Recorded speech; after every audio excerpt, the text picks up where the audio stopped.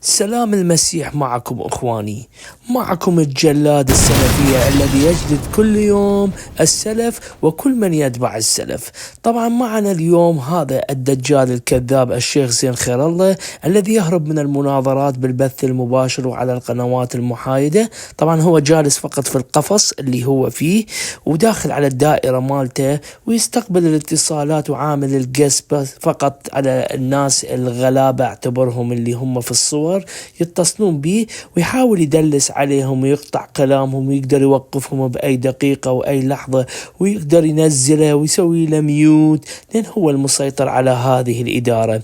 ولكن تحديته في البداية أن يعمل مناظرة بالبث المباشر لأنه جبان وخواف وما متعلم أنه يترزل أمامكم ولا يريد أن يسود وجوهكم حتى تتكلمون عليه، لأنه مستفاد من خيركم ومن هداياكم ومن تبرعاتكم ومن دعمكم يا أحبائي وأصدقائي المشاهدين. أخواني المشاهدين، كما تعودنا أن الشيخ زين خير الله هو جالس في البث حقه، يعني ينتظر المكالمات من أشخاص مساكين ليس لديهم خبرة في المناظرات. راح طبعا أعرض لكم الفيديو. شوفوا هذا المتصل اتصل عليه والشيخ زين خير الله ماذا كان هو سؤاله ويريد إثبات من عنده. طبعا أنا حنشاهد الفيديو وراح أعقب وأرد عليه لأنه هو ضاربني بلوك، قلت أتمنى أتصل عليه بس شنو أحسمعون الفيديو اللي هو قال انه غير امين، ما يعرف الكتب هو اصلا، وانا حارد عليه وحتى اخلي مشاهدين يجلدون شاربه ولحيته هذا الفاشل. اليكم الفيديو. اوكي، بس كنت سؤالي كان عن وما قتلوه وما صلبوه بل شبه لهم. بعدين جات قلت انت انه ما في شهود انه يسوع المسيح كان حدا عم يشوفه مصلوب، بس هيك انت عم تعمل هيك المناظرة فتحت هيك بيوحنا 19 والآية أنا 5. لم أقل ذلك يا عزيزي طارق. أنتم دائما تفهموا كلامي غلط. أنا قلت كالتالي: لا يوجد دليل أن هنالك من شاهد الصلب. تاج راسي المخرج، ممكن تعيد لنا اللقطة الأخيرة للشيخ الفاشل زين خير الله عندما قال اعطيني إثبات من شاهد صلب المسيح؟ من فضلك اعرض لنا. أنتم دائما تفهموا كلامي غلط. أنا قلت كالتالي: لا يوجد دليل أن هنالك من شاهد الصلب. انتوا دايما تفهموا كلامي غلط. أنا قلت كالتالي: لا يوجد دليل أن هنالك من شاهد الصلب.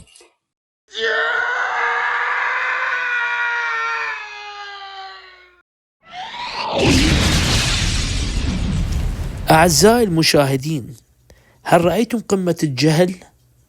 هل رأيتم قمة الجهل الذي صدر بفم ذلك الغبي الذي يدعى نفسه الشيخ زين خير الله؟ يعني خلاني أخذ فد نظرة عليه، نظرة عميقة جدا. يعني للأسف الشديد حتى أنه ما يستحق أن أعمل فيديوهات لهذا الجاهل. اسمع ماذا يقول. أنا قلت كالتالي: لا يوجد دليل أن هنالك من شاهد الصلب. طبعا لازم أشلح لك القبعة. طبعا للأسف الشديد يعني unfortunately يعني what happened. I don't know what happened to زين خير الله.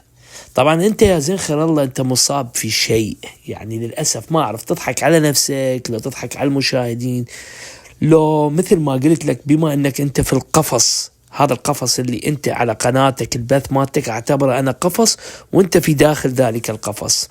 طبعا يحيط هذا القفص مجرد سلاسل لا أحد يقدر أن يدخل إليها، إنك أنت تسمح من يدخل إليها وأنت بمزاجك تقدر أن تخرج هذا الشخص.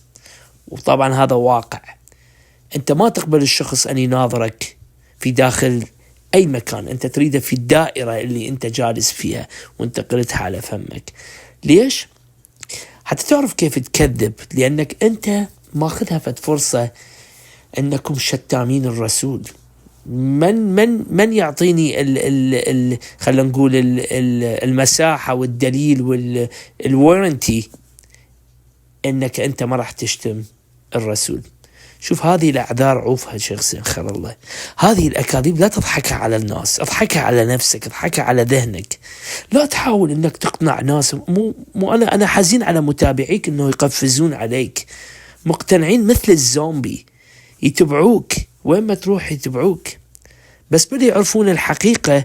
إذا أنك أنت خرجت من هذا القفص يعني شوية وذهبت إلى قفص آخر وطلبت المناظرة، فأنا أثبتها إلك، وطبعا أبصمها إلك بالعشرة، أن مشاهديك كلهم راح يتركوك وراح يصيرون كلهم لو مسيحيين، لو حيصيرون ملحدين، لو يطلعون من الطور، بس لأنك أنت حاصر مشاهديك بهذا القفص حتى تقدر تطلع وتصرخ عليه وتشتمه وتعوفه وتتركه.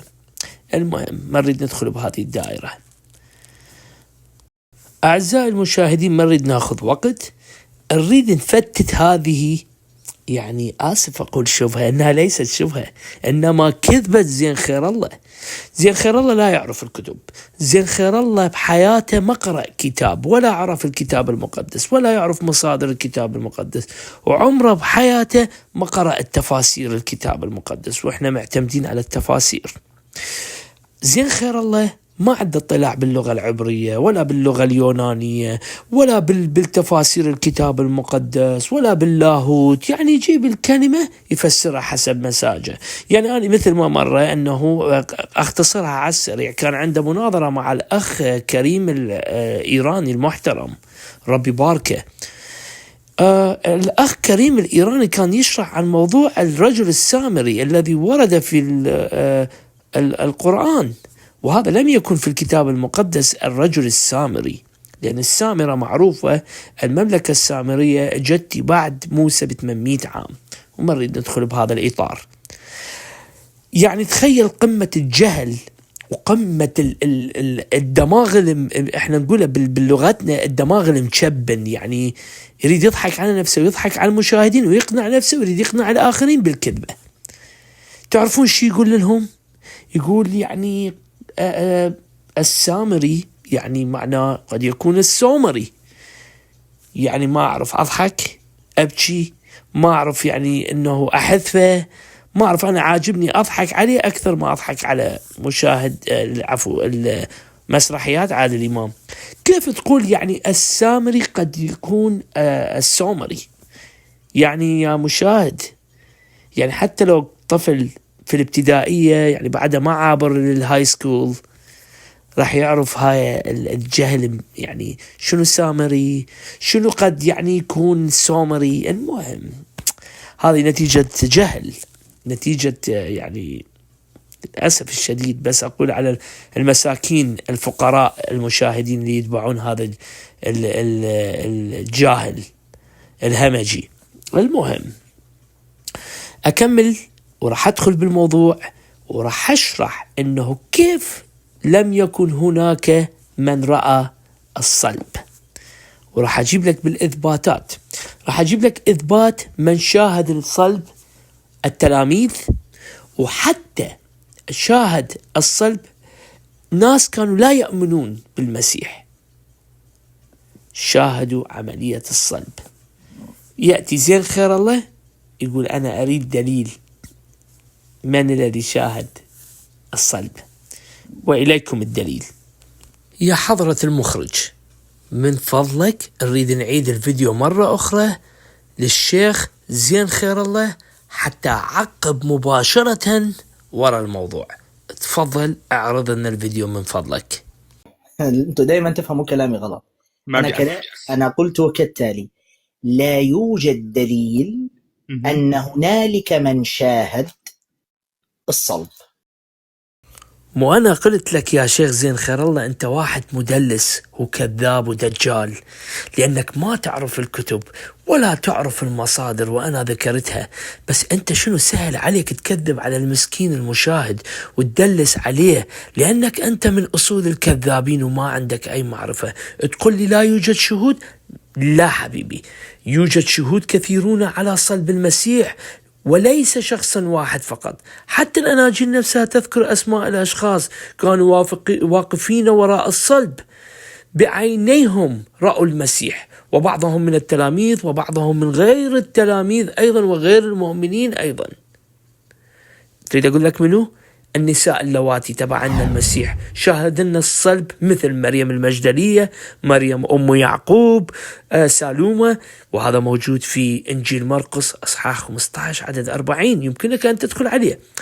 التلميذ يوحنا كان حاضرا عند الصليب، والمسيح كلمه مباشرة وقال له عن أمه هوذا أمك، وهذا موجود في إنجيل يوحنا حبيبي أصحاح 27 عدد 19 إلى 26. أم يسوع نفسها مريم نفسها كانت واقفة عند الصليب، وهذه شهادة، وكانت واقفات عند الصليب يسوع أمه، وهي التي كانت واقفة وشهدت عن ذلك، وهذا موجود في إنجيل يوحنا، يمكنك أن تدخل عليه أصحاح 19 عدد 25. زين يا زين خير الله، وماذا عن جنود الرومان الذين نفذوا حكم الصلب؟ شاهدوا ذلك بالكامل، فلما رأى قائد 100 تعرف ماذا قال؟ قال حقا كان هذا الإنسان ابن الله. بوم، أمر لاهوتي نفس الوقت. هذا تعرف وين مكتوب؟ اللي انت تقول ماكو شاهد، موجود في إنجيل يوحنا إنجيل مرقس أصحاح 15 والعدد 39. قائد 100 روماني شاهد موت المسيح بنفسه وأكد ذلك. الشعب أيضا كان حاضرا، وكانت جميع الجموع مجتمعين لهذا المنظر. هذا وين موجود؟ إنجيل لوقا أصحاح 23 عدد 48 حبيبي. تعرف يوسف الرامي شاهد موت المسيح أيضا. هذا الشخص أخذ جسد المسيح ودفنه، هذا موجود في إنجيل متى حبيبي. تعرف نيقوديموس شارك في التكفين جسد المسيح بعد الصلب. تعرف هذا موجود وين؟ في إنجيل يوحنا أصحاح 19 عدد 39. ولك أنت تريد تلعب على منو؟ تريد تلعب على منو؟ على المشاهد اليتيم، صح لو لا؟ لأن ما عندك قوة، لأنك أنت مسكين، أنت فقير، أنت محصور، أنت مو قلت لك أنت في القفص. أنت تريد اللي يدخل لك مثل هذا الكلام. إذا أنا كنت موجود عندك كان نزلتني من زمان، بس هذا أنت ما راح تسمح للشخص يتكلم هذا الكلام، لأنه تعرف شنو؟ يجلدك أمام الجميع.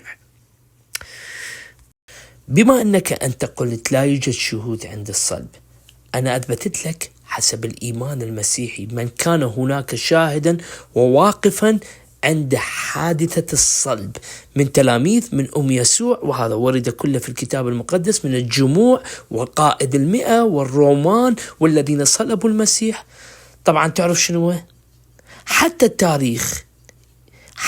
التاريخ يعتبر حادثة الصلب حقيقية، من أكثر الأحداث ثبوتا في التاريخ القديم، وحتى كثير من الباحثين الغير مسيحيين يعترفون بذلك يا شيخ زين خير الله. السبب هو أن الخبر لم يأتي بمصدر واحد فقط، بل من الأناجيل 4، الرسائل، الرسل، شهود عيان، مؤرخين غير مسيحيين، مصادر رومانية ويهودية. وأنت تقول من هو الشاهد شاهد حادثة الصلب؟ اسمع، راح أعطيك من المؤرخين. اسمع المؤرخ تاسيتس شنو قال. قال أن المسيح عُقب في عهد بيلاطس البنطي، هذا 1. 2 جوسيفوس اللي هو يوسفوس ذكر أن بيلاطس حكم على يسوع بالصلب. تعرف هذا من هو؟ تعرف تاريخ هذا المؤرخ؟ بعدين نعقب عليه. 3 اسمع ماذا قال مارا بار سرابيان. تكلم عن قتل الملك الحكيم لليهود. فأنت تعرفهم هذول المؤرخين، أتمنى أنك تطلع عليهم، هذول ليسوا مسيحيين. ندخل إلى النقطة الأخرى. اسمع يا جاهل زين خير الله، حتى بعض الباحثين الملحدين أو غير المؤمنين بالمسيحية يقولون أن الصلب المسيح حقيقة تاريخية ليست شبهة. مثلا نروح للمؤرخ الشهير بارت دي إيرمنت. اسمع ماذا قال. قال أن الصلب يسوع بأمر بيلاطس حقيقة تاريخية مؤكدة. سمعت له لا؟ اسمع وأيضا ماذا قال المؤرخ التالي جون دومينيك كراسن، قال إن صلب المسيح مؤكد مثل أي حدث تاريخي قديم تقريبا. بوم! شفت؟ المؤرخين اعترفوا بالمسيح، الملحدين اعترفوا بصلب المسيح، شواهد كثيرة، تلاميذ المسيح، المسيح، الجموع، الرومان الذين صلبوا المسيح، الجموع اللي كان حول صلب المسيح اعترفوا وشاهدوا حدث الصلب. وحتى قرآنك اعترف بذلك، سلام علي يوم ولدت ويوم أموت ويوم أبعث حيا. تيجي ندخل في عمق الصلب، عمق الحادثة التي فيها مات المسيح، راح نجدها في القرآن كلها كاملة مكملة، بس لأنك أنت جاهل. بس احنا ما نريد ندخل بهذا الكتاب القرآن، احنا نريد نجيبك تعرف شنو، ندب لك حبل ونجيبك نطلعك من القفص اللي انت خاتل بيه، لأنك انت تكذب على من؟ على متابعيك، حتى تكذب عليهم تقول لهم أنا أريد دليل، هل أحد شاهد الصلب؟ لكن أنت تضحك على منو؟ تضحك علي لو تضحك على الناس؟ لا لا لا، تضحك على المشاهدين. نعم إخواني المحترمين، زين خير الله ما يفيدكم، زين خير الله يضحك على عقولكم، يسرق أموالكم، يسرق كل شيء في حياتكم، يضحك على أفكاركم ويحاول أن يدلس عليكم. إذا تريد تطالب الشيخ زين خير الله لما يسأل السؤال ويطرح الموضوع، قل له نريد دليل. أنت اطلب الدليل من عنده. هو أتهم المسيح أنه لا أحد رآه، هذا الشخص يظن نفسه أنه هو يفهم، بس للأسف الشديد هو عباله قاعد وحده والعالم ما تفهم، العالم ما عندها فكرة. هذا يطرح شبهة عباله أنه هو صنع في شيء كبير وراح ينتصر بيه وراح ينصر الإسلام وياه. الشيخ زين خير الله إنسان متفتت، ما يفهم كل شيء، جاهل بكل العقل، من لا علم لا فهم لا ذكاء، إنسان لا يستحق أن يشاهده أي شخص. سمعتم ماذا قال؟ لا يوجد دليل على من شاهد صلب المسيح، وللأسف الشديد طبعا أنا طرحت شيء قليل ونضحك على الشيخ زين خير الله. إليكم وإلي كل شخص اليوم يشاهد هذا الفيديو، أريد أن يوصل للشيخ زين خير الله لأنه جبان، عمل لي بلوك لأني جلدته في المناظرة، مناظرة عمرها 1.5 ساعة، هرب من عندها، عرف كيف يهرب لأنه جبان. ما زلنا ننتظركم أيها السلفية، إذا أنتم مستعدين للمواجهة بس اقبلوا المناظرات، وبالبث المباشر على قناة محايدة شريفة، تربطنا أوقات 10 دقائق إلك 10 دقائق إلي. لا تخاف شيخ زين خير الله، إذا أنت حاط السبب أنه نشتم رسولك، لا حبيبي احنا ما نعمل هذا الشيء، هذا أنت بس تعرف احنا كيف نجلدك وكيف أزين لحيتك وشواربك. تحياتي لكم يا جماعة، أتمنى أن يصل هذا الفيديو. أخوكم الجلاد السلفية.